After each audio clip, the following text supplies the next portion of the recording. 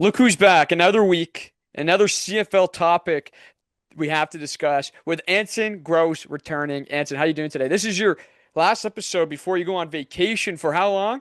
I'm gone for a week. I'm down in the Bahamas. There we go. Yeah, that's the Daniel Federico show paychecks right there. He gets to go to the Bahamas for a week.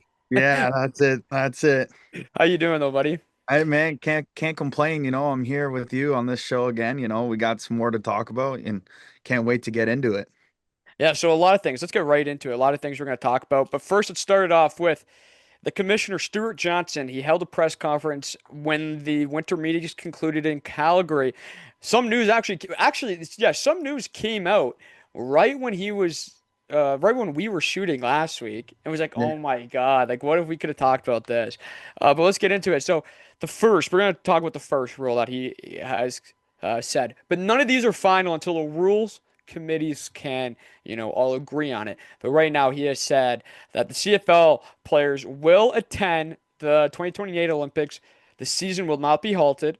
Now they're going to try and find out what works best for the players leaving. So that means you have to give these players time to, go to those camps for their respective countries and stuff like that. But what do you think about that? The CFL players going to the 2028 Olympics.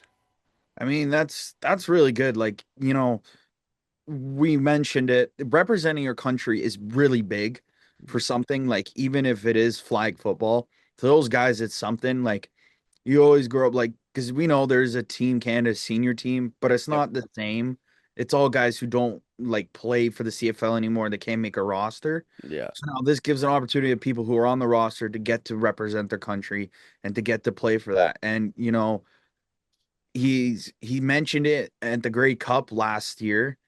Um, and all the board approved it right away because they were like, "Oh, this is a good idea."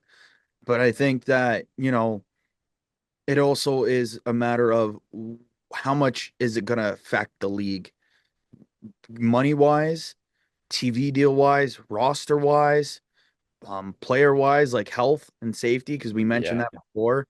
Like what are the pros and cons to this? Because they haven't really ruled out what the pros and cons would be of doing this. What I think they're gonna do is, let them go. They're gonna go a week earlier. So, let's say this. Let's say the Olympics are within like week 5 or 6 of the season, whatever it is. Those guys, and say they have to leave for a week before camp. So they don't play in week 4. They play the first 3 weeks of the season, let's say that. But they don't play week 4, even though that's probably the last game of June or the first game of July. And then the Olympics start after that. I don't know the actual Olympic start date. I'm just trying to guess out here. I say they go a week before for training camp, get all ready.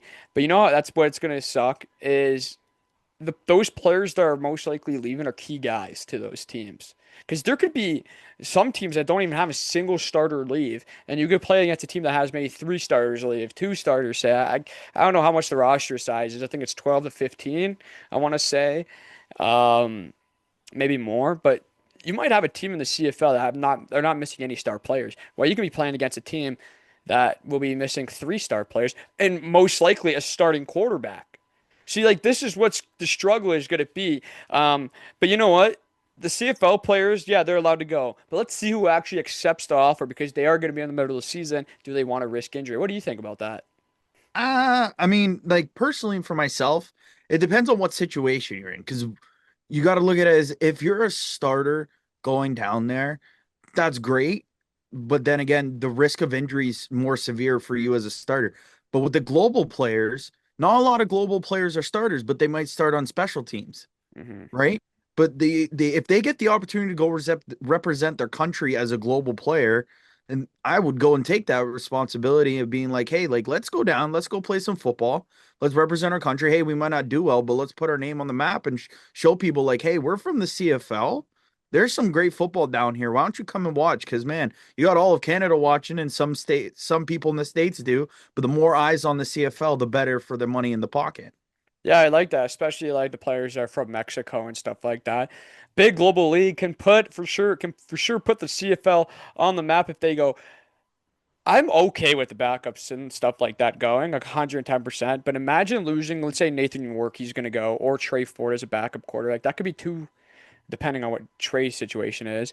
But that could be for sure one starting quarterback and maybe a second if Trey does end up starting somehow or whatever. Whatever the situation in Edmonton is, it seems like it's a month by month situation over there. But we're not going to talk about that. But that's what the tough thing is going to be that there could be 2 to 3 teams out there that are just going to be losing starting quarterbacks. And what I think is if you're a starter, you're in the middle of the season, I'm not going to accept the deal. But if I'm a backup, it doesn't really matter. I'm probably like I don't know, like it's gonna be so tough on what these guys' ideas are because do you want to go and play? Do you want to go and stop playing tackle football for a couple weeks and go play for your country? Yeah, representing your country in my eyes is unreal. It's an awesome thing. We grew up with Sidney Crosby and the boys from the NHL, representing our country, representing Canada, representing their countries. Um, and it would be a cool thing. It's such a great honor to represent your country. But when you're in the middle of the season, there's a lot more cons to this. Hamstring injuries, ankle injuries, like stuff like that. It's the type of injuries you can get in flag football. I personally don't wouldn't recommend them going to risk like a I don't know like a rolled ankle or a hamstring if you are a starter, if you're a really key contributor to a team. But at the same time, though, how awesome would it be to watch, the starters from the CFL play against, the big dogs in America against the from the National Football League? That'd be pretty cool to see. But at the same time, though, you got to think about it. Like they're not going to get paid to go and play for Team Canada unless the team, whatever team you're on, the CFL pays for you. But so you're going to be have a chance of losing on paychecks. They all have families. They need to feed their families. They need to pay the bills. You know, I just don't think it's worth it in my eyes. Oh, and that's the way it is, and I think we can agree though, like because like I mentioned the global thing, the global players, like if you're a starting global player, then yeah, I'd stay your spot. But like if you're a global starter on special teams or Yeah, you're you go. Yeah, backup, 100%. I'd Yeah. go 100% go. Yeah. Like if you're Italian, Mexican, uh, Yeah. what else is From there? Japan. French, Yeah, Japan, French. Yeah. all those kind of Yeah, guys. Like you if go. they need people Yeah. representing the country and they just need people to play as bodies. Like, sure, you may not win a medal because, like, Japan, like, who's really competing with America and Canada at football? Like, Japan could, we don't know. Like, this Olympics is going to show us where football is. Like, because there could be hidden talent in those European leagues, those the Japan leagues, the French leagues, all those kind of stuff. It's just for the CFL, like you mentioned, like those starters, I don't think it's the right call for starters to go. I think it's the right call for backups and role players to go. Like, if you're not getting in every single rep, get those guys out there and they can show. Like, if you're a coach for, let's say, the Toronto Argos and you got a global guy from Japan that's a receiver or a running back that's in the backfield, and you're like, well, we can't get this guy on the field in the CFL because it's hard to go. But he Yeah. goes to the Olympics, rips it up, and you go, holy smokes, we got a gem on our hands. Like Yeah. there's like we mentioned, there's pros and cons to it. Yeah. And yeah, there's for sure pros and cons. That'd be awesome to see. You're gonna see a lot of great European talent in my eyes too. Like we already see it. We there's already a glimpse of that international talent in the Canadian Football League, and we get to see it firsthand. It's pretty awesome to see. Um, but they have a whole I know it's a cluster. It's a mess over there in Europe right now with tackle football, with the European League of Football, and then with their new leagues, professional football leagues, coming out and on rookie trials and stuff like that. But there's a lot of good European football players down there. That's gonna be awesome. But I have to ask you this. I'm gonna pause this recording for 1 second. We are Okay. going to let's make our dream roster of Team Canada in the United States. All right. Let me okay. So I'm gonna pause this. Let's see. All right. After that little break, we did a little study session and we created 2 rosters. One for Team Canada, one for the United States of America that we think would be perfect to represent both countries to flag football in the Olympics. Disclaimer: this is totally probably not how flag football positions and all that is I don't know, operated or conducted, but we conducted it just like this, how we would conduct an actual NFL roster. Anson, you want to give us what your team candidate is, and then I'll say mine after? Okay, yeah. So at QB1, I got Nathan Rourke Hmm. Hmm. and Taylor Elgersma at QB2. I really like that. I really like that. Yeah. I was My gonna go with that one. I was gonna go with that one, but I yeah, thought it'd be a little too risky I as he's think not on the Elgersma roster, is going to right? be a starter in the CFL in 2 years. Yep. I like Um, that. Running backs, I got the best running back in the CFL, Brady Oliveira Okay. and Chase Brown. All right. I like that. And for receivers, I got Josh Palmer from the Buffalo Bills. Of course. I got D. Alford because he's a massive man. Yeah. He'll his tower over those guys.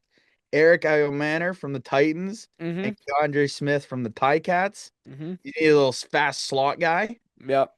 Tight end, the only one I could think of off the top of my head was Theo Johnson. At linebacker, this boy played in the CFL, plays in the NFL. He's one of the best, Alex Singleton. I like that. I That is like my that. dog. I love that guy. He's so underrated. I love him. I think he'd love to represent Team Canada. 100%. My DBs are the Snowman, Javon Holland, Terrell Ford, Benjamin St. Juste, and Stavros Castatonis. I like that a lot. That's actually a very good roster. Right? Like that would dominate. Dude, that would dominate. Now, I took a little bit of approach. We kind of have a similar roster. All right. So I took more of a different approach here. Nathan Rourke and Trey Ford. But I Okay. also have a slash of Curtis Rourke. Oh yeah, So okay. I have that. So that's going to be a quarterback competition if there's a camp. My Yeah. running backs are Chase Brown and Chuba Hubbard. Hubbard? Okay. Chuba Yeah. Hubbard. From the Carolina Panthers. My receivers are Josh Palmer, Yeah. uh, Elick Aomeyer, Yeah. John Mechie, and Oh yeah. Tyson Philpott. Oh, I like that one. And then my tight ends are Theo Johnson. And then now my linebacker. So I have I did have Alex Singleton, Yeah. and then I switched it. What is Devin Fairsuit going to be like in two Ooh. years after a dominating year one in the Canadian Football League? So I have him as my DB, as my linebacker, and my defensive backs. I have Javon Holland, Sidney Yep. Brown, Ben St. Juste, and Tyrell Ford. So we have three of the same there. Yeah, we have pretty much the same. So now let's go to this roster. The United States of America. That you have like so many players to pick from. It was actually difficult. Like it was literally difficult to like just think of because it was like, oh my God, imagine these two pairing up. Like it would just that's my whole thought process when I was creating this list. Um, but you want to start it off, or do you want me to go first this time? I think this time you go first. I want to see if we got any of the same because I want to hear Okay, the reaction. okay. So for USA, Lamar Jackson as a starting quarterback. In two Okay. years, he's still going to be a dominant. You need that guy that can move around and flag football, especially with a rusher. And the backup quarterback, I have another. I did a slash, Josh Allen or Jalen Hurts. I can I I can could totally see it. completely You could also put like a CJ Stroud in there, but I don't have any of those quarterbacks on my roster. okay, I can't wait to hear that one. Yeah. Um, and then my running backs, I have Bijan Robinson and Jameer Gibbs. Okay. Yeah. And my receivers, Jamar Chase, Yep. Jettas, CeeDee Lamb, and Puka Nakua. I was Oh. going to put um, George Pickens just because for the Dallas Cowboys buys, but I already have CD in there. So Puka Yep. Nakua. My tight end is Brock Bowers. Yep. And my defensive backs are Pat Surtain, Sauce Gardner, Travis Hunter, and Derek Stingley Jr. People are gonna be like, Sauce played bad this year, but like you need some players that can keep up with these guys. Hopefully he brings it back, because if not, that pick is gonna be irrelevant. And then my linebacker is that's Micah Parsons as a rusher. Okay. Yeah. Yeah. Yeah. All right. So this one your mind's gonna be blown. My QBs are Caleb Williams Yeah. and Bo Nix. To be honest, I love both. You see that play that Caleb Williams did to send the Yeah. game to Come on. overtime? Like, come on, that's gonna be awesome. Yeah. I like that quarterback room right there for the flag You football. got What can if you say? it depends on what team you're playing, and you got a running quarterback, then you got an elite pocket passer. Yeah, I really like that a lot. Now this one's a biased pick because I am a Dolphins fan, and you know it. Devon Devon Achane. Chan and running back had to, but I agree with Bijan. I agree with Bijan. We have two receivers the same, Okay. Jamar Chase and Jay Jettis, Justin Wait, who was Jefferson, your backup running back? Sorry. Bijan and Devon Chan. Okay, B. Yeah, yeah, okay, yeah. Okay, my receivers are Jamar Chase, Justin Jefferson. Now Jackson Smith and Jigba. I That like guy, no, I like that a lot. I should have he picked. had I a like that. great year. I should have taken him too. Like that was. I like that a lot. And then from the Houston Texans, I went Nico Collins. I like that. No, I like that's actually probably a better receiver room. That's probably a way better receiving room than mine. You got tight end is going to be the same because he's awesome and he's young, Brock Bowers. Yeah. Linebacker, I went with somebody completely, who I think would be great at it, and nobody doesn't talk about him much. Jack Campbell from the Lions. Oh yeah. Oh yeah. That Great guy's pick. he's a stellar Yeah. linebacker. Great pick. And then my DBs, I got a white man who can cover. Cooper DeJean is what they call him. That's what they call that man. Is I Riley got, Moss on there? is that what? Is Riley Moss on there too? No, I couldn't go that. I got number 0 from the Patriots, Christian Gonzalez. Good pick. I should have probably taken out Sauce Gardner and put CO Agent Zero in there. Derek Stingley, that's one we have the same. And I got from the Rams, Cam Curl. That's good. That's a great roster right there. This, That's a this is great just this is just like a fan's perspective, like who you want to see, who you think would dominate. Like that's a personally, fantasy football team right there. yeah, like, and I'm asking anybody watching this, drop it in the comments who you think your rosters would be, because let's see what people are gonna do and what they have, because we might have the same similarities, we might have completely different. Like your NFL players, you could just pick all your favorite guys. Yeah, literally. Like Your there favorite guys was could be the best players in the NFL for all we know. exactly like it was my name like my head was absolute like my brain was absolutely racing thinking of all these players and these combinations. Dude, like those are some good two rosters. I think we did a great job here. I think we did a fantastic job for Team Canada and the United States.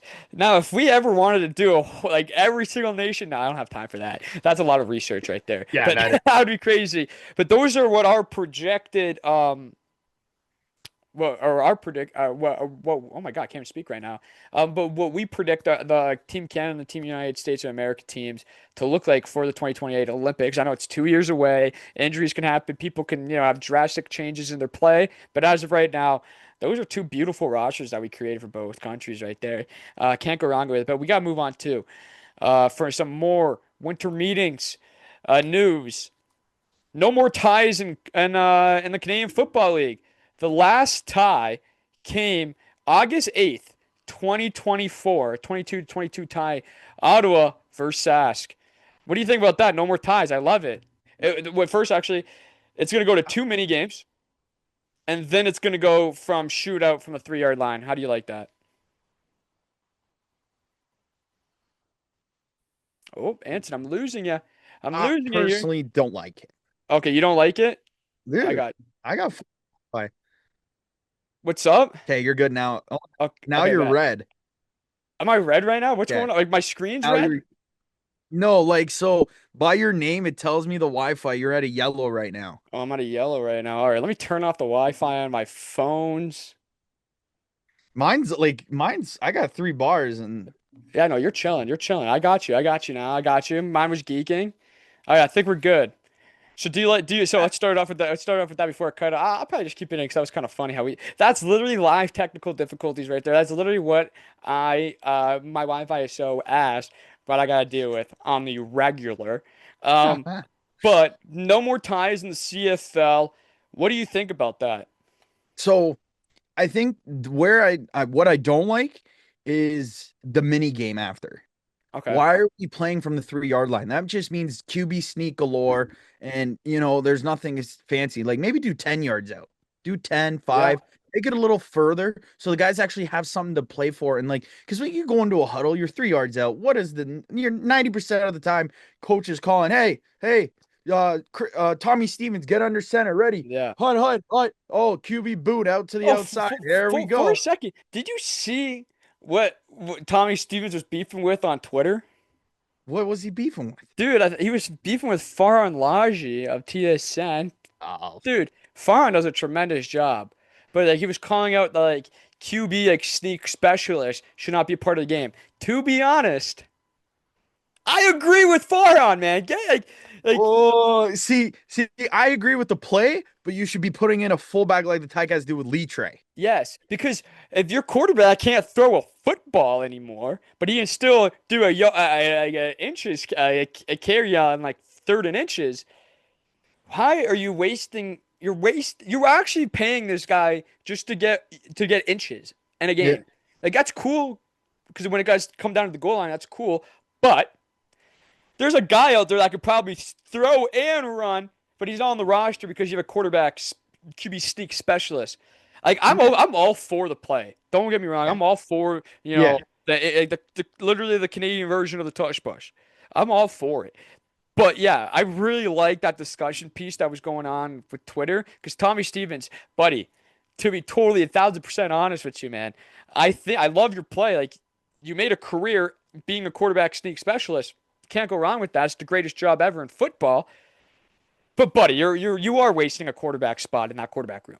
Yeah. Yeah, and 100%. But like that's what I mean. Like you got like that's the thing. Like I said, you're going under center from the 3 yard line. What's your play? You see big Tommy Stevens coming in. Oh, hey, check, check, check. He's going Yeah, box, box, box, box. box, box, box. Hey, X, X, X. Everybody in, everybody in. Let's go. Falcon, arrow, whatever we call it. Bam, bam, bam. Let's go. Box, box, box. You see big Tommy Stevens. He's ready to go. He's under center. Hut, hut, hut, hike. And he just QB boots it from the 3 yard line, and they win the game in Yeah, overtime. it's like yeah, I don't want to see that. No, you want to do from 5 yards or 10 yards. Yeah, So you have something that it's a little more because then you can throw it, you can run it, and like then you get options. But like the minute you see guys like Tommy Stevens go in, you're just the play's over, yeah, right? It's kind of like with the NFL, like when it's 4th and 1 or 3-and-1. Now that the Bills are doing it and the Eagles do it, you basically know 3rd and 1, 4th and 1, they're doing their tush push, they're doing their QB sneak. and If it's you're and it's almost automatic in Canada because you already have the yard off. yeah, So like, how are you gonna stop that? Even if you yeah, do crowd the box, all 12 bodies in the box, you're not stopping it. You have a yard to cover ground. Like it's just not happening. yeah, exactly. So, like the Ticats, again, this is such a biased opinion, but I like it makes sense when they just boot bow to the receiver and they put Lee Trey into the backfield because Yeah, Lee Trey he can actually throw the ball. right. I've Yeah, seen that guy. I think I've seen him throw once or twice. Like, but like on the that's on the on the on the on the trick play. yeah, but like that's the thing. Like Lee Trey can go under center and he can run it up the middle, or he can bounce the outside and he can get more yards because he's faster. He can break more tackles, and it's a position for him instead of a guy lining up 5 yards behind the scrimmage and you're behind the quarterback and you got to run 10 yards to get 1 yard. Yeah, Let's make the play like make it a running back play, or like you said, it's wasting a spot. That extra quarterback could be like if you want a QB sneak quarterback, maybe make it a designated Canadian, yeah. right? So then your ratio's a little better. Something like that. Like, cause like I said, like you're going into the huddle and you're on the defense, you break the huddle, you're ready to go. You see big old Tommy Stevens out there, you're like, oh And man. it'll be and like the one conversation was like, I just love it. I actually don't even know the stats on him, but like, when was the last time Tommy Stevens threw a football? I don't know. He's the third Like string he's in for the she, backbone. yeah, like he's the third stringer. He's not even the second stringer quarterback. Like it's like, come on. But also going with that, I like it's how it's a shootout aspect that you get one play has to be a touchdown to keep it going or whatever like that. I think that's what he was discussing too. So that's a cool thing. But nothing. By the way, nothing. Disclaimer for everyone that's listening and watching. Disclaimer: nothing is finalized until the rules committee needs to approve it still. They all need to approve it. But at the same time, though, I don't like how it's at the 3 yard line. Push it to the 10 and just give them three shots. No first downs, no nothing. Three shots in the end zone. Make it more mini games like that. But when you only give them one shot to get to the end zone, we're gonna be the game's gonna go for 6 hours if they can't make it. But Yeah. I like you said, it's not set in stone. yeah. Really. So that's what's huge. And I'm pretty sure they have a couple more meetings. Like I think their next meeting's in March. I think that's when everything you're going to see, all the rules get finalized, approved, and all that. In March, I'm pretty sure they have their next meeting. Yeah. But let's move on because I want to talk about some signings and I want to talk about the scouting bureau. But let's move on to one more thing that he talked about. Actually, he talked about two more things. Last 3 minutes not switching, so it's staying the same. Good. I really like that. That's perfect. But one thing that we talked about on the show last week, Stuart Johnson said that he really wants a 10th team by 2030. Do you really think he's being serious? Or do you think this is just a bluff to just give CFL fans hope? I think it's the right thing to do at a 10 team. Um, we've been saying it and we want a 10 team because to be honest, what like besides the West, like the Western fans, who really wants two West teams in the final, Yeah. right? Like, come on, like no nothing wrong. Like this year the West dominated the CFL. We clearly saw that. Oh yeah. Oh yeah. The West dominated. The Calgary East only had Stampeders outstanding summer. yeah, they unbelievable. Like there was no competition there. But like that's the thing is like if you want to if these rumors or these the news that's coming out that they want to change playoff format, maybe adding the 10 team, you can do that. You can change your playoff format a little better. Yeah. You know, there's a lot of pros and cons to a lot of things these guys are talking about for the bureau for the for the winter meetings. And it's just for us as fans, we got to look at it as this is just them putting ideas out there and seeing the feedback they get too, right? Yep. Because now they're talking about, no ties. Okay, so what kind of conversations that going to create? Are you going to have fans saying, "Oh no, ties are terrible. Like let's get rid of them." Or there's Ties are bad. Like imagine yeah, like I played soccer growing up, and like when you play such a tough game and so much emotion in a game, and the game ends like 4-4, you don't feel like winner, but you don't feel like a loser. You don't even know how to feel. You feel terrible, but you feel happy because you got a point. But in the CFL, you don't get a point unless I don't know. I think you get 1 point for a tie in the CFL because you know how to do it in the points standings. yeah, Um, but at the same time, it's like, damn, should I'd rather lose than tie, in my opinion. yeah, 100%. Like that's the thing. Like you're not gonna know what the fans are gonna do or what they're gonna react to it. But honestly, in my opinion, I think it's the best and the right call to do, you know, that. Like, get it out there now. Yeah. Let the fans decide and let the fans give you feedback. And then when you go back to those meetings that are coming up, if you mentioned March, which I Yeah. believe, right, Yeah. they have that opportunity like, hey, this is what we think, this is what you guys think, but here's what also the fans think. And this is a fan-driven league. So Yep. if the fans voice their opinions and they get it out there, or they comment on tweets from Three Down Nation or Justin Donk or Farhan Laji, like all those kind of stuff, then they get a better idea of like, okay, maybe this will work.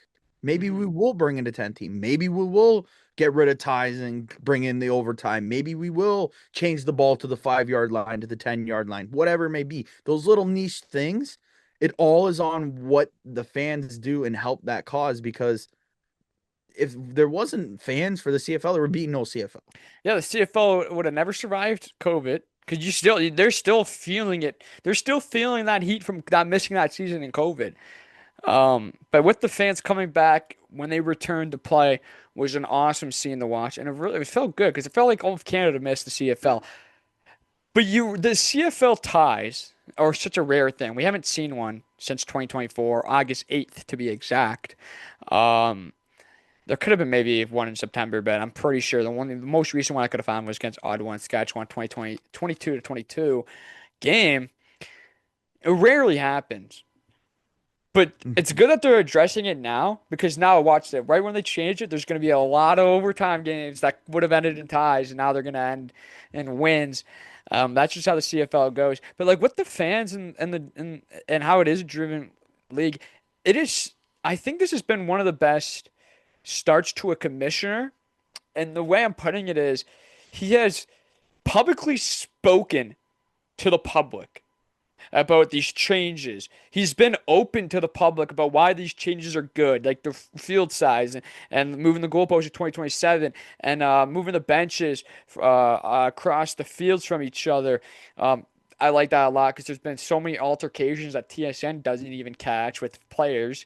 But besides that, but he's been spoken to the public. Like he just went on the Luke Wilson's TSN show, Film Never Lies. I watched all of that. I swear the only time I would see Ram Randy and Rosie. yeah Randy Ambrosie speak was literally in the Grey Cup week. I don't think I rarely saw this guy speak. Maybe at a combine a couple times, But I swear I rarely seen this guy speak. It would usually just be Grey Cup week. I'd see this guy on the panels and stuff. Stuart Johnson in his first year, I got to give this guy a 10 out of 10 job just because how he loves talking to the public. He loves giving the fans an update, and that's what I love, especially so we can talk about it and not say what ifs because we know it's yeah, like this. Like I would have not. Like, obviously, it would already came to light. Like even if he didn't speak to the media about like the overtime rules and stuff like that, but that would have came out in March. Yeah. Even though they haven't been approved yet, he would have waited until they're approved, and then maybe Randy and Rosie would have said in Great Cup, be like, "Oh yeah, in the winter meeting back in January, we talked about this and that." But Stuart Johnson today is like, "Yeah, this is what we talked about this week. We're making a lot of progress. We talked about a couple other stuff. I love this guy. I honestly, I love this commissioner, man. I absolutely love him. Yeah, Like, man. Like he's doing a good job. Like he's not right now, he hasn't shot himself in the foot. He hasn't mhm. done anything that is gonna, It's obviously coming though. You can tell it with every commissioner. It's probably coming. there's always one of those things, but at the same time, you just, while it's going good, you enjoy while it's going good, and that's what he's doing. He's trying to make the league better. Yeah, and that's what I thought because like Randy Ambrosi, I finally said his name correctly. Randy Ambrosi. He felt like he was just okay with this how the CFL is. He was just like, you know what, man? I just hope we survive. Stuart Johnson knows I don't want to survive. I want to live forever. And that's what he's trying to do. I think he's coming in. He made changes literally in his first year that are going to impact and probably work in better ways to help the CFL get viewership and all that. He's literally going to make the CFL ginormous. And I know the television rights are up, and I know that was a discussion, but he used to be the president of TSN. The CFL and TSN, they're going to stay there probably forever. The connections this guy has is unmatched, untapped too, I think, and I think he's going to end up being probably one of the best commissioners in CFL history if he just keeps on going on this positive roll, though. He has to keep on going on this positive roll because sometimes when a commissioner starts out really good, they make one bad move and it just goes downwards. It just goes right to the floor. But with him, I see this guy really smart and really invested in the league, and he likes it how it is. But there's ways to make it better, and he wants to make it better. Yeah, 100%. And the is awesome because that's what Randy Ambrosi was. He was Yeah, always, to me, his last few years, he was always going down, right? Like that's yeah. that's the thing. Like he was going down, he was taking the CFL down with him. Mhm. Then in comes in our new commissioner, and he just goes and plateaus. But Yeah, like it's a good plateau, yeah. right? Like if he just stays here, I think that's all right. Yeah, Because exactly. then he's going to be known as the guy to shorten the field and put the goalposts in the back. He's good if he's just wants to be known for that. But there's Yeah. a lot more that I think he has ideas for. He wants a 10th team by 2030. And you know what I really like how he said that date because it does take a long time for teams to come in because they have to, get a stadium, funds involved, all this logistics involved. It takes a long time. I know for a fact I think that every single winter meeting until there's a 10th team now, and if he's commissioner, every single winter meeting, every single meeting he has with GMs, presidents, owners, whatever it is, the 10th team will always be on the table. With Randy Ambrosi, it seemed like it was on the table probably for two meetings, two events, whatever, and they're like, you know what, it's just not gonna happen. But I don't know. But let's move on. Couple signings we want to talk about. Clarence Hicks re-signs for a 3-year deal in Calgary. Yes, good. Very good. What do you think about that signing? Yeah, it was really good. I mean, they lost guys to the NFL, Hmm. right? So this, I think, is a keeper. Hmm. Put it that way. He's, they don't have Florian back yet, or Melania. Yeah, Sorry if I, Flo. well, Hopefully he'll be back. I think he'll be back for training camp, but it but was yeah, such a so tough, then abrupt to end of his season. It was he was balling too, man. Like yeah, when he right. comes back, hopefully he plays the same way he will. I think he will. Um, and with that being said, I think he will. Clarence Hicks at one end, him at one end, fill in the missing piece of Jalen Hutchins. This D line could be still good, in my What about opinion. Lorenzo Maldini? Is he gonna? Is Oh he? yeah, Lorenzo Maldini. I thought he was a free agent. But I But could be. I think he is back too. So it does. Yeah. See, this D line room is pretty good. The defensive end room is fantastic, and I think they. I think it is. I think he is still on the team for one more year. I think Lorenzo Maldini got signed because in case Flo can't go, and hopefully Flo can go. yeah, that'd Are you be googling it right now? See if he has what's his contract with yeah, him. I am, but it says he signed a 1 year extension with the Red Blacks, so that So he might. Oh, so this season free was agent. his last Yeah, he's a year, free and then agent yeah. So he's a free agent this year or next year. this year. Okay, so hopefully he sticks around. Hopefully they sign him. Yeah, he'd be great. Like, Dude, he's a baller, man. He just played on a very bad team in Ottawa, and he actually, when he did play for Calgary, I know he was playing good. It was just coming in when the injury bug hit the team. He came at a tough time, and they were trying to fix it. But a full season in Calgary with him, I think he'll do wonders. Because that coaching staff over there in Calgary is no joke. Those guys are unreal. yeah, But let's move on. Adarius Pickett signs with the Toronto Argonauts. That's tremendous. How do you yeah, feel he's about that? back. I mean, he's getting paid big bucks. Dude, what was that? Did it come out how much So he's getting paid? yeah, so he got a 80 grand signing bonus. Here's the deal: it's a 1 year contract. Okay. So he got an 80,000 signing bonus. Mhm. He's scheduled to earn 191 in hard money Nice. and 202 maximum possible in 2026. And that's a 1 year deal for an elite player like him. That's beautiful. That's beautiful. I to be honest, I was I thought it was hoping gonna be he a would longer I thought it was gonna be a longer deal. Not one be year. I thought honest. I know our team's stacked in Hamilton, but I wanted to see him complete the Eastern Conference. that would be sick. A I little wanted Easter him to come to Conference Hamilton so he would journeyman. play for Montreal, Ottawa, Yep. Toronto, and Hamilton. That's pretty cool. But he went I back don't to think he's ever gonna touch Hamilton. He doesn't like Hamilton, man. That's that's a real okay. rivalry right there. Man, That's okay. you don't see rivalries like that anymore. Like I know you have the Green Bay Packers and the Chicago Bears rivalry back up and running full. Yeah. But man, the Hamilton Tiger Cats and the Toronto Argonauts, every time they play, a true rivalry. Fights breaking out in the stands. Players chirping each other. It's just a beautiful rivalry, and the players are so invested in it, and I absolutely love it. Let's move on to another one. Julian Hauser Yeah. re-signing back in the Hammer. That's what Big I'm piece for talking Hamilton. about. What's That's what up? I'm talking about, man, Yeah. because he was huge, man. Obviously, I think he left because there was a little dispute with the coordinator at the time. That's why he left and went to Calgary. But him coming back, he had a career year, man. hmm Like it was unbelievable. He was an all-star. He was a all CFL player. He was the East Division nominee for the most outstanding defensive player. He did it at 33. hmm Like he still got it in And his mo didn't he only resign a 1 year deal? Or was it um, two? it doesn't just Doesn't says say. contract extension. Nice. So I'm gonna guess it. I'm just gonna go off the limb with the I age think it is a one. 1 year. Yeah. Yeah, That's but huge for still. Hamilton. Hamilton's trying to bring back as many pieces as they can because this year was for sure special. It's just they couldn't get the job done. Yes. And There that's been an issue ever since I was a kid. it's 99, man. Yeah, so that's been literally since 1999, the last time they won the Grey Cup.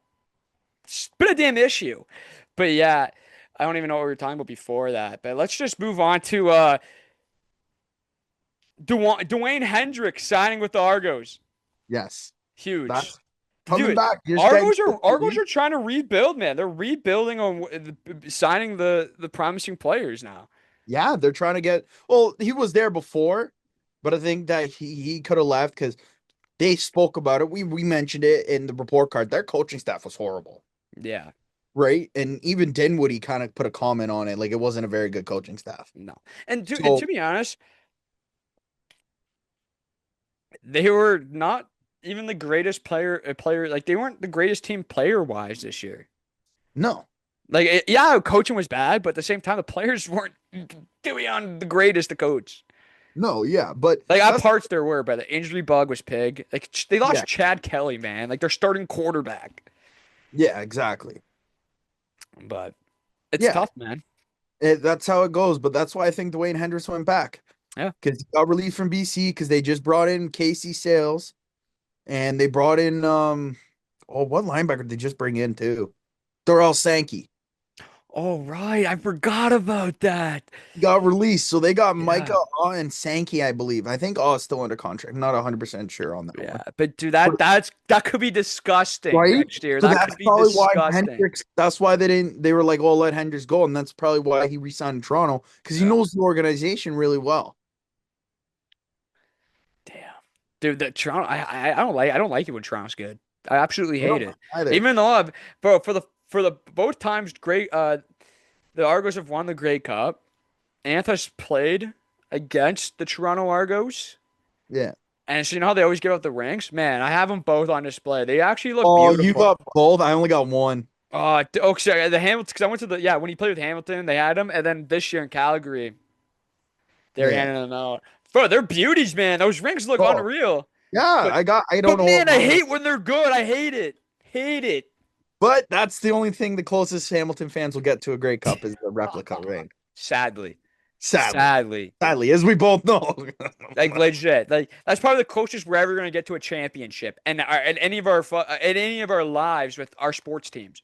I mean, I'm not a big sports fan, but the only team in Hamilton that seems to be winning is the Hamilton Forge, Forge FC, man. right? So, Let's okay, we go. got one Hamilton team that's good. That's it. But Yeah. other than So that, yeah, like and there's no other teams in Hamilton anymore. That's a tough no. thing. Hamilton Bulldog moved to Brantford. I mean, Yep. the Toronto Rock player, but they're called the Toronto Rock. Yeah. If you're gonna play in Hamilton, be called Hamilton. Yeah, In because you my don't opinion, represent the the city. Like, Toronto Rock should moved out of Toronto probably almost probably 10 years ago. no, they were playing in No, Toronto but I'm for. saying like they should. They played at Oh yeah, Coca-Cola. yeah, But like yeah. they should have. Like no one's going to. To be honest, man, lacrosse is. I think lacrosse is cool when there's no sports on and it's on Yeah, TSN too. But better than the spring league. yeah, Yeah, I'm not a big lacrosse guy. Like I've been trying to get into it, man. But like I don't know what I don't know why I don't know what I don't like about it. It's literally hockey, but these guys are like I don't know. I honestly cannot tell you what I don't like about it. But I can't tell you what I like about it. yeah, fair I enough. just don't like it. There's there it is. But we're here to talk about CFL. And what do we Yeah, love about we're here to CFL? talk about the CFL, and we have to talk about one. Let's talk about the last thing we're going to talk about today is the CFL Scouting Bureau just came out, the winter edition. Any surprises on it? And I know Akeem Mezidor is the number one ranked prospect for this year's CFL draft. Played for University of Miami. He's probably not going to touch the Canadian Football League because he is also a fantastic NFL prospect right now, and he played at the University of Miami. They just lost the national championship on Monday to Indiana. Congratulations to Indiana. But he's from Ottawa, Ontario. But any surprises you see here? Like before I go on my little rant that I was telling you before the thing. You know what? Honestly, I'm looking at it here because I don't know it off by heart because it's fairly new Yeah, and fairly fresh as yeah. of today. But the top five, there's only one person in the top five that made a huge jump, and that was Renee Conga. Oh yeah, because he was the defensive lineman from Louisville. He jumped from 7 to 4. Yeah. Dude, look at Ottawa. Ottawa is well represented in the Scouting Bureau. They're going to be well represented in this Canadian Football League draft this year. Pretty But sweet. But the craziest thing is what I hate is there's only one U Sports player in the top on 20. this list, and it's the fullback from Laval. Yeah. And this is what I'm all okay. Trust me, like me and you, we're positive advocates for the Canadian Football League. Yep. I 100%. love the CFL. I've loved the CFL since I was a kid. Stuff like this absolutely makes me angry because I think a full list like this should be the actual top 20 prospects that are going to be in the draft. Now, here's my thought on it. Why don't you do it NCAA top 20? Yeah, Do a U Sports top 20, I think that's a way better idea than what I was just talking about. That's a fantastic answer right? because you think about it, how many of these guys that are playing at big D1 colleges, like yeah, they for sure. Don't get me wrong, they are probably coming to the CFL. Some of them, but not all 20 are going to come to the Canadian Football League right away. what I think about this draft, and when I think about the Canadian Football League's draft, is like I want the top 20 players that are going to be in the CFL right away, right after their college careers, like right away. So that could be like 20 U Sports, and then yeah, man, like now it and they do another one for the NCAA top 20 Yeah. Canadians because then you can see who's going to get Akeem Ezidor's rights. Like who's that? Whoever gets that rights, that's massive rights to have right there because he could join the CFL in like 4 years, and if he doesn't pin out, he could be in the CFL in two. Yeah. You know what I mean? Like Like, those are gonna be massive rights, but at the same time, though, yeah, of course he's ranked number one. He's the best prospect. He's gonna be a beast in the NFL. Hopefully, obviously he's number one. Is he gonna touch the CFL? Because if he does pan out, no, never. Why is he on the scouting bureau for the CFL draft? That's what I don't like. It could be a bad take though. People could don't take me wrong. I'm trying to make this positive for fans and for myself to view. Is I want top 20 guys that are gonna be top 20 guys that are going to be drafted in the CFL. Yes, he's going to be drafted, but he's not going to be drafted in the first round. I don't think anybody's going to waste a first round draft pick on a guy that's probably never going to come. You'd be surprised, but in my eyes, if I'm the front office, I'm not drafting Akeem Metzidor. Not because he's bad or anything. He's actually fantastic. That's the reason why I'm not going to draft him because he's going to be in the NFL. Does that make sense? Am I I got speaking gibberish? no, it makes sense to me because I don't know what year it was, but I bet you can remember as an avid Cat fan. Remember the pick we wasted on the first overall? That guy Oh never my, showed up. oh Mark my God! Like Chapman? the fullback? No, the receiver, Mark Chapman. Oh, Mark Chapman 2.0. Yes, bro. Taylor Elger's must literally Mark Chapman 2.0 right now. Yeah. He's avoiding he's like, "Oh, I'm going blah blah blah. I'm I'm avoiding gonna this go to the. I'm gonna go to the. What was what league was it? AAF or AFL or something." Yeah, the AFF, no AAF or whatever that league The American Alliance Football. yeah, that one, yeah, dude, that was wild. He And then he actually played football. he ruined his career to be honest. He should have came. We wasted a first overall pick on a receiver. Like, but that's the thing. I think, and I'm not tooting my own horn, but I think the idea of having 20 NCAA and Yeah, 20 U Sport, or what you do is make the draft, make a round designated NCAA players only, yeah, right? So you can go, okay, the first round's like a all, rights like a rights draft, like draft yeah, the players that are already for sure going to be in the CFL, and then do like a nice little 2 round draft for each team. Get like each team gets two picks and an NCAA pick for rights, and then that's how you do it. I think yeah, that actually instead I of think that was a topic of discussion, but I think that could just be a topic for a discussion and the winter meetings for just American players. But do it like that. That's a beautiful way to do it, in my opinion. it's like the negotiation list too, Yeah, because to right? be honest, yeah, it's literally like that. Because that is going to be a negotiation. Like imagine a key. Let's say who's going to have the first overall pick this year? Toronto, Montreal, no, Toronto, Ottawa, Ottawa. Ottawa, I think it is. Because Ottawa's for sure the worst, right? I think whoever does, let's say whoever drafts, let's say it's Ottawa. Ottawa drafts to keep Mesidor in this first round pick. They trade him away just because he had one bad year in the National Football League, and they think he's going to come here. Ottawa and Toronto, 1 and 2. He ain't going. I see Toronto wasting it. Yeah, because if he Not does, sorry, let's sorry. say Not I don't want to say wasting it, but I see Toronto taking him and that second overall pick because if it does not work in the NFL, they want a guy like him coming to the yeah, they have a CFL. guy like him coming. And to be honest, They, it is honestly a good risk to take. But at the Mhm. same time, though, if you had a really bad season in the CFL this year, like the Toronto Argos did, I'm personally not wasting my draft pick. I will wait till the later rounds to draft him if he's still there. And you see that a lot. Like Tavius Robinson went late. A lot of couple other guys. Curtis Rourke. Neville Gallimore went in like ninth round or something like that in the CFL draft. Curtis Rourke was one of them, Yeah, right? He Curtis went Work.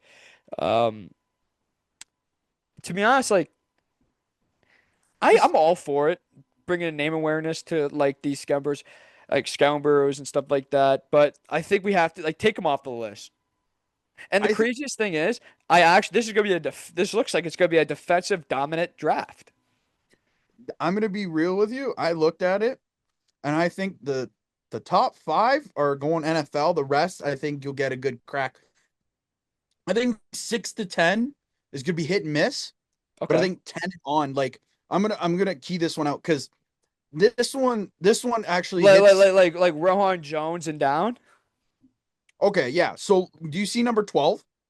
Yeah, Darius Bell. Oh So yeah, he I know him. Yeah. I coached his little brother. Okay. So I think he comes to CFL. Sweet. His family's from here, Yeah, they're from here. Yeah, they're oh yeah, yeah. from Hamilton. From Hamilton, Ontario. That's good So, representation. so he's gonna come. I think he'll come here. I think he'll come to But the he CF. but wasn't he a starter at ECU? Like, he might have. Yeah, he's good. But then Yeah. again, it's ECU, Mm-hmm. Mm-hmm. right? You're Mm-hmm. and then you go to your top 10. Look at your top 10. You got Arkansas, Michigan State, Wake Forest, Rutgers, Louisville, Mississippi State, But even Boston with College, those and schools, like, Miami. those are massive schools. Even if they don't get drafted in the National Football League, they're Let's still going to use get cracked at representation training here. camp and stuff like that. And then they won't join a team till like they probably won't join a team at all this year or some shit like that. Like it's a tough thing to look at, but it's always been like that for the CFL. But I remember like 2 years ago, my brother's draft class actually. Let's see if I can go back to that scouting bureau. What year Actually, is that? can you go back to that scouting bureau? What year? 2019? No, no, I think it was 2021 2021 CFL scouting. because he's going on his fifth year right now. That was with the Ford brothers, the Philpotts. Like that was a stacked draft Yeah. with U Sports talent. Like this is my take is that scouting bureau was tremendous just with how much U Sports talent that you saw there. And the amount of U Sports talent we just saw there on that on this year's on this winter edition of Scouting Bureau is crazy. It's only one U Sports player being Brother was represented. drafted in 21. Was it 21? He would have been the 17th ranked on one of the scouting bureaus. If you don't see the Ford brothers or the Philpotts. No, it's not 21. So 22? Yeah. Okay, 22. 2022 scouting Burrow. Forgot my brother's on draft year. I'm dead. I'm dead. I forgot it. Okay. Yeah, here it is. Okay, like listen to this. Yeah, yeah, And yeah. And say the here, schools too. Just say the schools. where do you want to start? From 20 up? Let's go 20 up. Okay. Nathan Cherry, University of Saskatchewan. U Sports, Gregor McKellar, STFX. St. Francis, U Sports, Cyril Hogan Sandon, Laval University. U Sports. Your brother. U And Sports, Queens. Federico. Hey, no. What else are we forgetting? Come The on now. Hamilton Hurricanes. Yes, sir. We got to talk about that. Got to. Number 16, we had Peter Koshuka. If I butchered that probably. University of Alberta. U Sports. Zach Pelos, University of Ottawa. U Sports. Zach Fry, Western. U Sports. Rodine Brown, University of Alberta. U Sports. Listen to how many U Sports it was in 2022, man. Exactly, right? Oh, I know. Number 12, Daniel Adebaboye, Bryant University. See, that's not U Sports, but man, like he's balling, and that's a guy that they knew that was going to come to the CFL right away. Samuel Elamus, Louisiana Tech. Mm-hmm. Noah Zur, University of Saskatchewan. Terrell Ford, Waterloo. Enoch McConzo, Coastal Carolina. Deontay Knight, Western University. Yeah, what happened to that guy? You literally We're like going Deontay through this. Knight. I'm like going through. I'm like, where the hell is these top 10 guys gone? What Deontay Knight? Where? Yeah, he's Ottawa, isn't he? Yeah, he's on Ottawa. But the craziest thing is, actually, no, I can't talk about it on the podcast. I'll tell you after. But yeah, Yeah. keep on going. Well, yeah, but like, who's Enoch McConzo? I'm sorry, but who? Enoch, I'm trying to think about it. Didn't he? Where did he get drafted to? I gotta look this up. I Like think this, he got drafted to. He was a McMaster player, right? he's at Winnipeg. No, he's at Coastal Carolina. Oh, he's on Oh, Winnipeg. oh, yes, yes, yes. He's in the CFL still. Yeah, I didn't know he played for the Ticats for 1 year. Yeah, yeah, yeah. He I would have played never. 2 years. He played 2 years ago. No, Tiger No, Cats. he plays. He's on Winnipeg right now. No, I'm saying two for the Tiger Cats. Yeah, 24. Yeah. Okay. Tyson Philpott at number 6, University of Calgary. Yep. Jalen Philpott, number 4, University of Calgary. Yep. Or sorry, number 5. Trey Okay. Ford, Waterloo. Terrell Richards, Syracuse. Hmm. And then listing your number 1 and 2. These guys are not. They're not even in the CFL. Where are they? NFL. Okay. Oh yeah. No, I mean, like, what, like, who are they? I mean, that's my fault. That's my bad. Jesse Lukita Okay. Oh yeah. Okay. and John Mechie. So out That's of that actually list, John I don't know. Mechie, man, that's Two sweet. guys. Only Yeah. two guys out of that top 20 were NFL bound, probably. The rest are all CFL. And Yep. then you go to 2025 or 2026, man, it's completely backwards. It's all national. It's all NCAA players. But man, I- like yeah, I'm gonna guess those guys. Like they have better. Like whoever created the scouting bureau, they obviously have better in depth on who is actually gonna come to the CFL. But man, because if you look at that year compared to that year, what was last year's like? yeah, like look, Last year's must have been pretty good too. I'm just trying to think of who all got drafted last year. Like Verisek or Verisuk. Let's see. 2025. okay, I got it right here. All right. All right. This is 25. Oh, no, I want not September. You want the spring edition. That's like the most. That's the edition right before the draft. I don't know why I can't think and speak. Ah, okay, I got it. Ready? Yeah. Nate Bushman, University of Calgary, Yeah. number 20. Devin Veresuk, Windsor, Ontario, Yeah. Windsor. Eric Anderson, Western. Yep. Samuel Carlson, Louisiana A.T. Monroe. Jeremiah Ojo, Montreal. Jalen Smith, North Texas. Taylor Algersma, Laurier. Jackson Finley, Western. Isaiah Bagna, BYU. Ali Saad, Bowling Green. Christopher Fortin, Connecticut. Hayden Harris, Montana. Darian Noel, Queens. Damian Alford, Utah. Tigger Shanks, UNLV. Keelan White, Montana. Connor Shea, Wyoming. Parrish Schnod, Louisiana State. And then your number one and two again are NFL bound. So if we're going off this, come to the CFL Yeah. because that's Curtis Rourke and Eric Elick. Sorry, Aromaner. Yeah. Yeah. The guy from the Tennessee Titans. See, not Yeah. so that's what I'm saying. Like they kind of know. Like if we're gonna go off that, my whole rant is kind of irrelevant because they kind of already know who's gonna probably have a chance to crack in the who's coming to the CFL. So, with that being said, though, but look how much U Sports representation was in 2022 to now. I know. That's crazy, in my opinion. So now, if it's going to be like this for the next couple of years, do a U Sports and an NCAA one. Because how Yeah. are people going to follow storylines? Like I like storylines. You like storylines for the draft because the draft is kind of boring. Like I'm going to be honest with you. Like you're just watching it on a television. It's not like the NFL where you have like a whole like yes, it's like you have To you know be the honest, I prefer it on my phone. It's not that entertaining. I rather sit on my yeah. phone and get a tweet saying, "Okay, Devin Veresuk selected first overall Yeah, pick." boom, boom, boom, boom, boom. I liked it. The only time I've actually watched the CFL draft Probably your brothers. was literally Anthony's, and I watched it when I was doing my Sportsnet internship. Yeah. When I was covering the Sportsnet, um, dude, like, I like it, but it's literally just the CFL panel just talking about he's gonna be really good. Hopefully he pans out. Okay, and the 13th pick of the CFL draft, whatever team selects whatever player, and then there's no claps. It's just. All Well, right, he was an unreal player in the U Sports and NCAA level. It was just like that's like, bro, can we get like how are they gonna fit in the depth chart? How are they gonna fit in? Are they gonna make the team, or are they gonna have to go back to college for one more year in the U Sports level, or are they gonna be practice rushers? Make a prediction here. How do you think they're gonna do in this system with this coordinator with this and that? Like talk about their career in this U Sports or NCAA. Talk about this.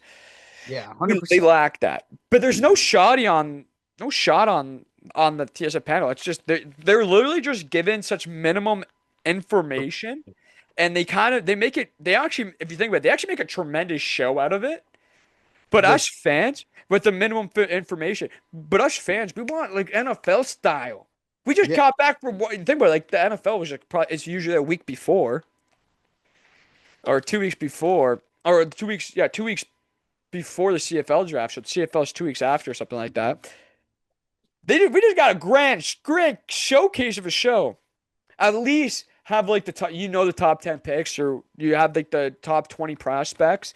Have them come to TSN, come be in the studio, and with all their friends and family, put it in a green room and make it just Yeah. spectacular. But actually, I prefer what my family did for Anth. Like we did Chip and Charlie's, and it was like friends, family, old coaches, and stuff like that. Just rented out at a bar, and like that was an awesome night. But man, like if we're gonna talk about like making it the draft, make every single CFL event spectacular, got to start with the draft. Oops. Yeah, 100%. I 100% agree. And that that that right there, I think that's where Stuart Johnson, the new commish, Yep. Commish. that guy, the commish, I like that, a little commishy mish, whatever you want to Commish. call it. Commish. We call it in fantasy football, you call the guy commish. That's what you Yeah. do. But this guy, I think he's gonna change the league. I think with this, even with this new app coming out, like use the app, use it like TSN does for Trade Tracker and that.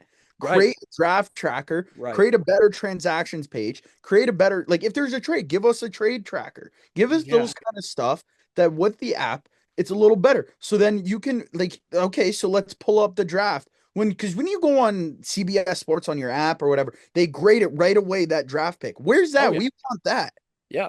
No, right? 100%. Like Yeah. if Devin Verasuk, oh, he's a C plus at that time because we drafted him too high. Okay, now look at him at the end of the season. That guy's an A A plus, plus. but it's where he's drafted in that position and where he Yeah. was ranked. Yeah. So it's the same with your brother. Your brother was ranked 17. And he was drafted right around the right position. Yeah. He was drafted actually at 17. 17 at Exactly. 17. Right. So that's what I'm saying. So that would be, I'd say that's an A, that could be an A minus pick. Yeah. They draft him at the right spot. They draft him at his position that they Yeah. drafted at a Yeah, like position. you want team grades. Like how is a team drafting? I like it. I love like I think it's more like to get like for people just to talk about a lot more topics and stuff. Like us. Like we do a show like this. Um I'd say probably are going to come on and talk about the CFL draft post draft. Probably a week before. I have a thought that we're gonna just talk about the prospects that you could see in the draft, but we'd probably come back and be like, let's grade the team's draft. Let's just grade it because you keep up with the U Sports level up to a bit because right now you have to actually pay for it. That's the stupidest shit ever. But I try to keep up with U Sports, but if they're gonna keep make me pay for that bullshit, I'm not paying, man. I'm gonna be a box score watcher for the rest of my life. And if I Yeah, get and if I'm gonna try and talk about U Sports and I sound like an idiot, it's because U Sports did it to themselves. That's my 1,000% basis opinion. But yeah, like I like that. Grades. Let's draft him. Where's this guy selected? Oh, this All-Star was drafted in like the seventh round. Like Keandre Smith, drafted what in the fourth round? yeah, like he was And then drafted. he's like an A player. Yeah. So that's the thing. Like when you pull up, and then you can also, what you do is, this is just an idea for myself. Like this is what I'm thinking. If you have that app and you have the draft tracker, make it a URL Yeah. or make it where that guy's name is. You click on it, boom, pulls up the player profile, and it gives you his stats from his college career. I love that. I love that Or idea. even the last I love or that. even the last year of his college career, Yeah. right? I love Like that. I just give absolutely love the that. idea of that so we can see, okay, they drafted this guy because this guy had 75 tackles, four tackles for four forced fumbles, 7.5 sacks, Yeah. 15 tackles for loss. Like he was an animal at linebacker, whatever it Yeah. may be. Like Hmm. give us something like that so we have. But I think the most important thing that I look at is I want I like the NFL when they grade their players. I Yeah. want the CFL to grade their players as the draft's happening because Yeah. then it gives us like, okay, this guy they're saying he's an A. Let's see if he pans out to be an A or is he just going to be a mediocre C plus player. And it gives people like a training camp watch. Like I know there's a lot of fans go and watch the Hamilton Tiger Cats training camps at McMaster, and it'll just give them something to watch. Be like, oh, we just drafted this rookie. He's graded a D, but this guy is balling out right now. Like it gives them, like stuff to look out for a lot. If you put in the hands of the fans as much information as possible about rookie players and players just coming in and or free agents, they will look out for that name and they will recognize that name and they'll be like, "Oh my God, I want to see how this guy turns out," or something like that. They'll become a fan of like that's kind of a thing that I've seen because like if I see a guy that's coming from like I don't know like the free agencies that are just coming from college that have got like played XFL last year, but they're coming to the CFL for this upcoming season. I go Google them. I go, this guy was kind of a baller in college. What happened? Oh yeah, he doesn't have the size. You know what I mean? And then like I'll now look out for said player, in the preseason and see how he's playing, and if he makes the roster, look up for him Like in the game. Shamar Bridges. Yeah, literally. And there's one guy I can remember. His name was Cameron Kelly, and he wore Hmm. number 11 for the linebacker for the Ticats.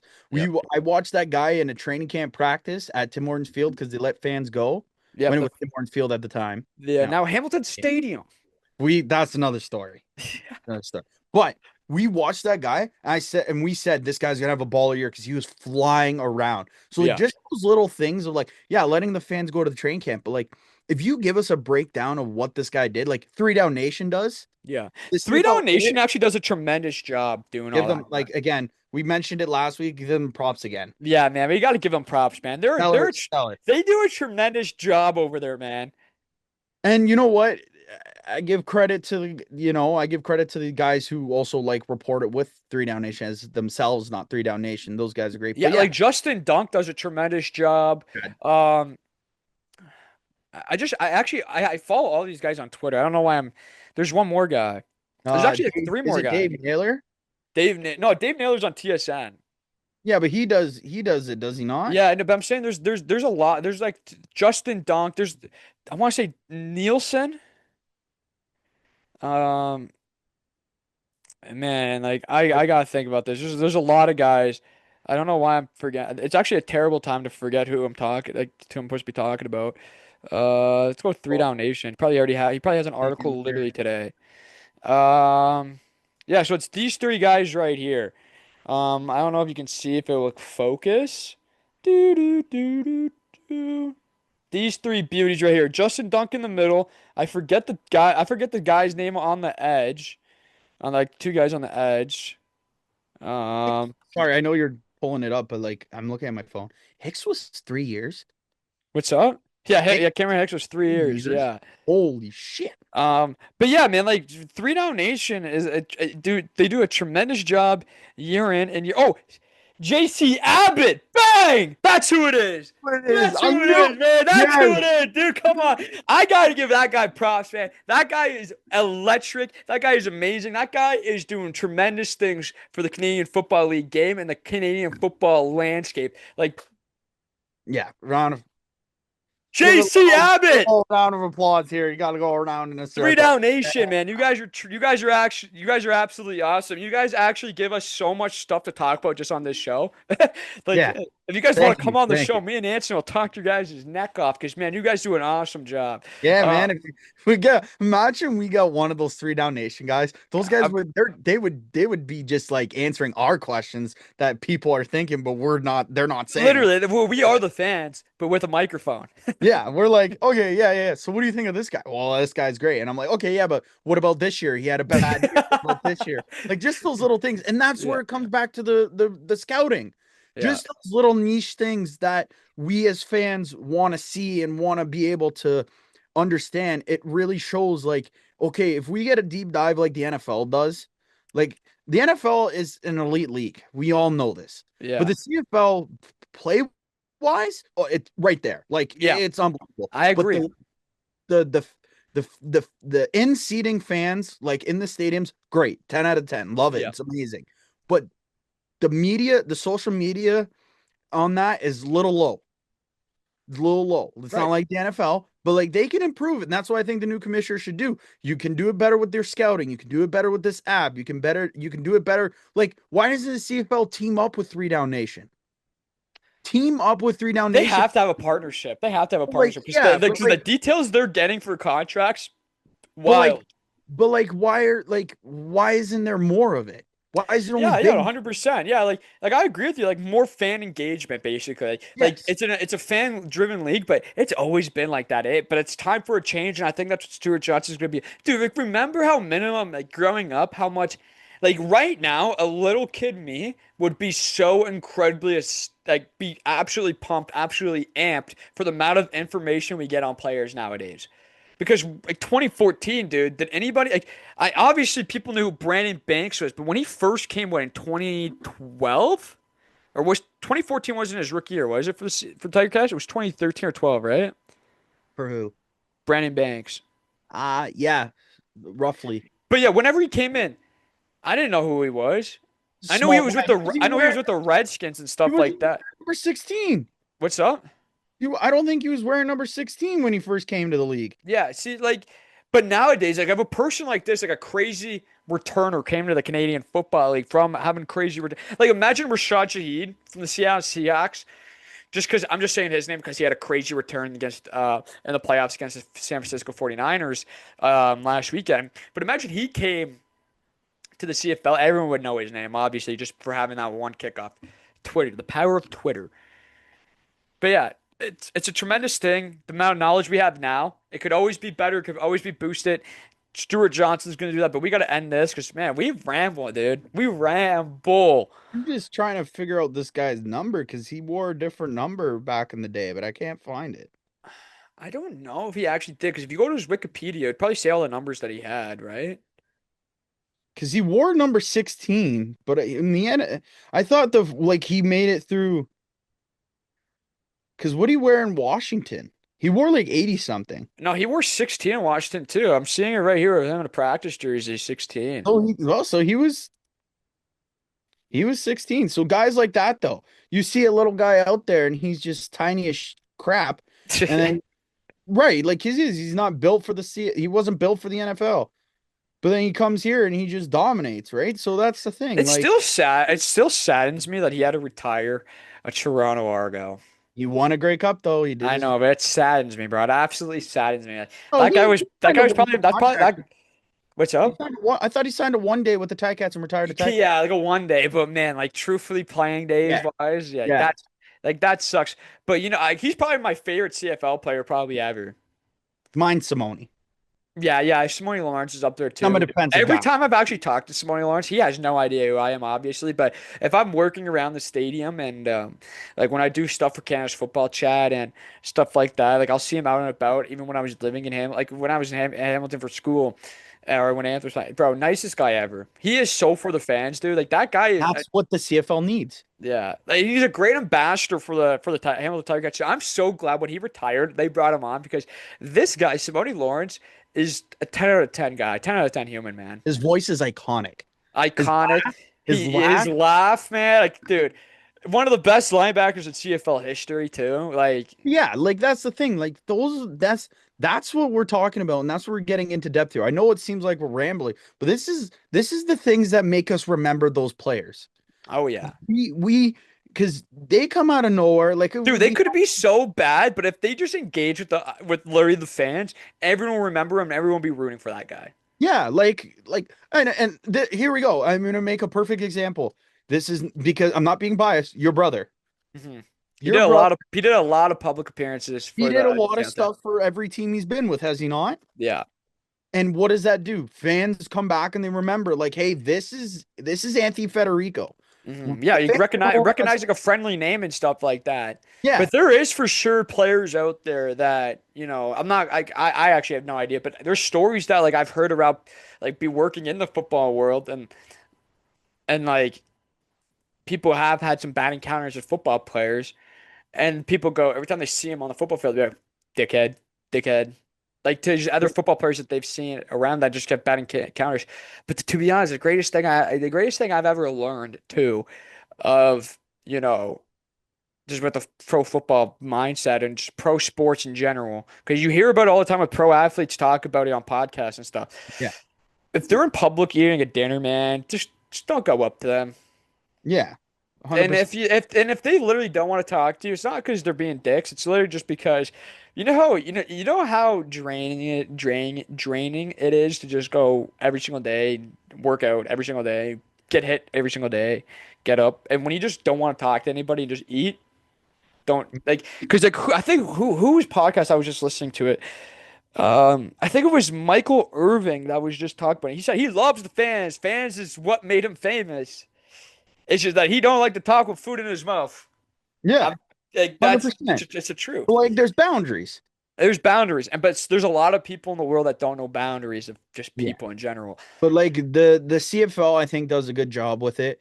Yeah. Um, And they're so community like the CFL is so community orientated. Like the Hamilton Tiger Cats, I always remember this. Like they did a Christmas drive, like when Anthony was playing, like just tremendous thing. It just Pure night overall, to tackle hunger. yeah, That's the yeah, big yeah. thing. I love that. I love that cause for all every single CFL team's on board with that. It's a Cats massive thing. dominate every year. Yeah, TSN is always doing stuff too. Like it is just an awesome thing, and I think like NFL does like every pro league does tremendous things, but the CFL is I feel like they're so close with their fans, and Yes. but I think we do get minimum information on players and stuff, but I think that's about to change any day now, in my opinion. Like Yeah. Three Down Nation, man, like we're gonna talk with them. We are a Three Down Nation loving show here, okay? Oh my God, are we ever? Like, Are we ever? if you're listening, three down, You know, we're you guys have probably two of your biggest fans right here because not, you we got a +1 to the podcast if you guys want to come join. We got plus one. exactly. We have all three of them on at the same time. We'll Uh, go +1 and they can bring a +1. There we go. Then we can get, we'll get the whole breakdown of from Farhan, Dave Naylor. We'll get it from Three Down Nation. Let's just bring them all on. We can all talk. let's just bring on the whole crew. Let's, Honestly, dude, like it'd be awesome to do that. But like there's stuff like that. Like we have minimal information right now, a lot more information than we did a decade ago. It's just going up now, and Stuart oh yeah. Johnson's going to make that happen. And I'll never forget that a commissioner going on a podcast with Luke Wilson. I absolutely love that. That is my favorite thing I've ever seen him do. That's my favorite thing that a commissioner's ever do because you don't really see commissioners go on shows like that and just sit No, down and talk. You no, see and them it's in great. interviews like at their board meetings or Grey Cup week, like shit like that. And I love it. Stuart Johnson's the right guy for the job, and we're rambling, so I gotta end this soon. I gotta end it actually. Let's end it right. I gotta end it right now. There's a Yeah. lot more coming when Anson comes back from his vacation. Yeah, Anson, I hope baby. you have a great vacation, brother. Thank You've you, earned it, brother. man. You're the guy, man. Thank you for coming on, and this has been the Daniel Federico Show, fellas. Ciao.